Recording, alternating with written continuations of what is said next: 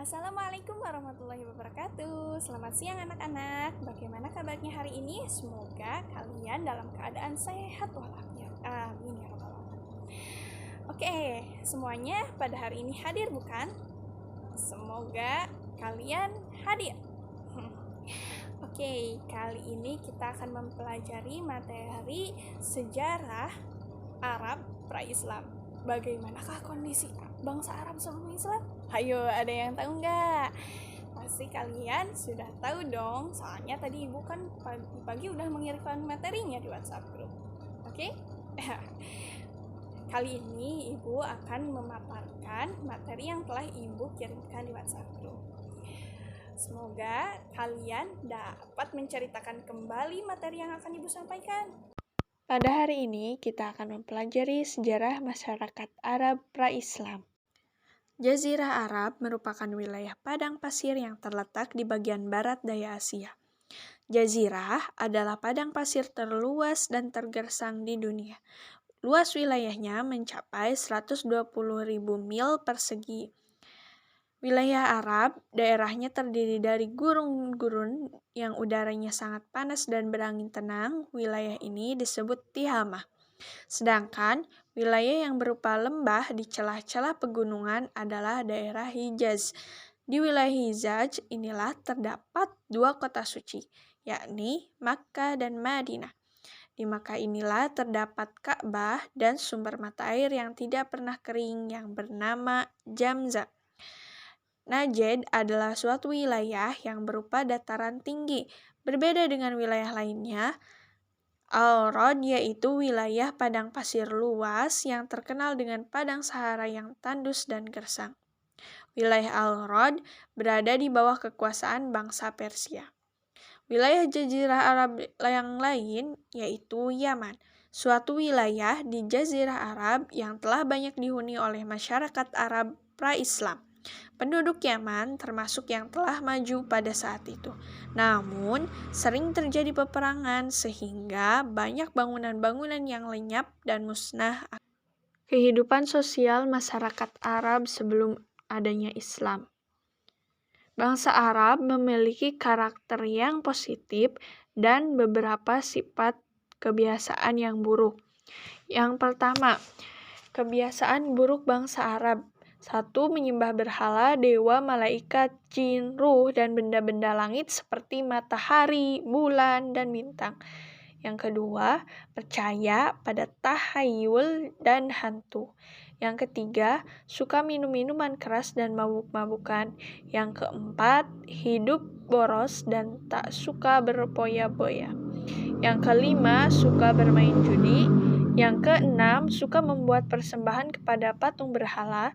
Yang ketujuh, suka berbuat riba, yaitu membungakan uang pinjaman. Yang kedelapan, apabila lahir bayi perempuan, terkadang mereka membunuhnya dengan cara mengkuburnya hidup-hidup karena merasa malu dan dihina. Yang kesembilan, suka berkelahi, bahkan sampai terjadi perang antar suku hanya karena hal-hal kecil. Yang selanjutnya yaitu sifat baik bangsa Arab. Yang pertama, dermawan. Yang kedua, suka menepati janji. Yang ketiga, memiliki tekad yang kuat. Yang keempat, menjaga harga diri. Yang kelima, teguh pendirian. Dan yang terakhir, dapat.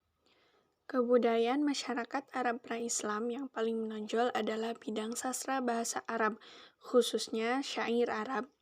Negeri Yaman adalah tempat tumbuh kebudayaan yang amat penting yang pernah berkembang di Jazirah Arab sebelum Islam datang. Bangsa Arab termasuk bangsa yang memiliki rasa seni yang tinggi. Salah satu buktinya ialah bahwa seni bahasa Arab atau syair merupakan suatu seni yang paling indah yang amat dihargai dan dimuliakan oleh bangsa tersebut. Mereka amat gemar berkumpul mengelilingi penyair-penyair untuk mendengarkan syair-syairnya. Beberapa pasar yang menjadi tempat penyair-penyair berkumpul yaitu Pasar Ukaz, Mazinah, dan Zulmazaz. Di pasar-pasar itulah penyair-penyair yang mendengarkan syairnya yang sudah disiapkan untuk itu. Mata pencaharian bangsa Arab sebelum masuknya Islam. Yang pertama, beternak. Beternak menjadi sumber kehidupan bagi bangsa Arab Badui. Mereka berpindah-pindah menggiring ternaknya ke daerah yang sedang musim hujan atau padang rumput. Mereka mengkonsumsi daging dan susu dari ternaknya, serta membuat pakaian dari bulu domba. Jika telah terpenuhi kebutuhannya, mereka menjualnya kepada orang lain. Selain Arab Badui, sebagian masyarakat perkotaan yang menjadikan berternak sebagai sumber kehidupan. Ada yang menjadi penggembala ternak milik sendiri, dan ada juga yang menggembala ternak orang lain. Yang kedua, bertani. Jazirah Arab di sebagian besar daerahnya berupa padang pasir yang luas. Tetapi ada juga yang sebagian yang tanahnya subur. Lahan yang subur ini terletak di lembah-lembah yang terdapat mata air dan sering turun hujan. Adapun masyarakat perkotaan yang tinggal di daerah subur seperti Yaman, Taif, Madinah, Najd, Khaybar, dan atau lainnya, mereka menggantungkan sumber kehidupan kepada pertanian. Kurma merupakan tanaman primadona di wilayah Arab. Yang ketiga, berdagang. Suku-suku Arab yang tinggal di kota seperti Makkah dan Madinah mayoritas bekerja sebagai pedagang. Perdagangan di kota Makkah dan Madinah pada zaman jahiliyah sudah sangat maju. Mereka berdagang bahkan sampai ke luar negeri. Perjalanan dagang mereka dilakukan dengan berjalan kaki, naik unta, atau naik kuda. Negeri tujuan mereka antara lain Syam atau Syria, Yaman, Persia, Habs, dan Mesir. Negara-negeri ini sangat jauh dari Mekah. Mereka harus berjalan melewati padang pasir yang luas selama berhari-hari. Biasanya, mereka berangkat secara berombongan untuk menghindari perompak di perjalanan. Rombongan pedagang itu disebut dengan kabilah. Kepercayaan masyarakat Arab sebelum Islam. Yang pertama, menyembah berhala. Patung berhala yang diberi nama Hubal yang diletakkan di Ka'bah menjadi pemimpin bagi berhala lain.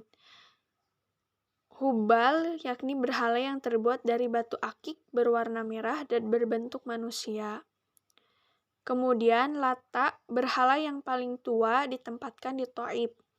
Uzza ditempatkan di Wadi Nakhlan, Hijaz, dan patung Manat ditempatkan di Yathrib, Madinah. Orang yang pertama kali mengenalkan menyembah berhala adalah Amru bin Luhai. Yang kedua, menyembah bintang. Ada masyarakat Arab jahiliyah yang percaya bahwa benda-benda di angkasa seperti matahari, bulan, dan bintang mempunyai kekuatan. Oleh karena itu, mereka memuja dan menyembah benda-benda itu. Mereka menengadahkan tangan ke langit seraya memohon agar diberi rezeki dan keselamatan. Yang ketiga, menyembah malaikat. Sebagai umat Islam, beriman kepada adanya malaikat, tetapi untuk dijadikan Tuhan, bukan untuk dijadikan Tuhan ataupun sesembahan. Di antara masyarakat ada juga yang memuja malaikat. Mereka percaya malaikat itu adalah putra-putri Tuhan, sehingga mereka menyembah seperti menyembah Tuhan. Yang keempat, menyembah jin, roh, dan hantu. Pemujaan terhadap jin, roh, dan hantu yaitu dengan mengorbankan hewan ternak. Hewan itu dipersembahkan kepada jin, roh, atau hantu agar menyelamatkan mereka dari bencana dan tidak mengganggu. Sudah paham bukan? Alhamdulillahirrahmanirrahim. Tugas dari ibu, kalian menceritakan ulang apa yang ibu sampaikan kepada saudara kalian, adik kalian, kakak kalian, ataupun pada ibu kalian apa yang telah ibu sampaikan. Yuk, nanti hasilnya kalian foto, ceklek gitu, pas kalian lagi menyampaikan tersebut. Oke? Siap? Oke. Sekian materi pada hari ini. Semoga kalian dapat memahaminya. Wassalamualaikum warahmatullahi wabarakatuh.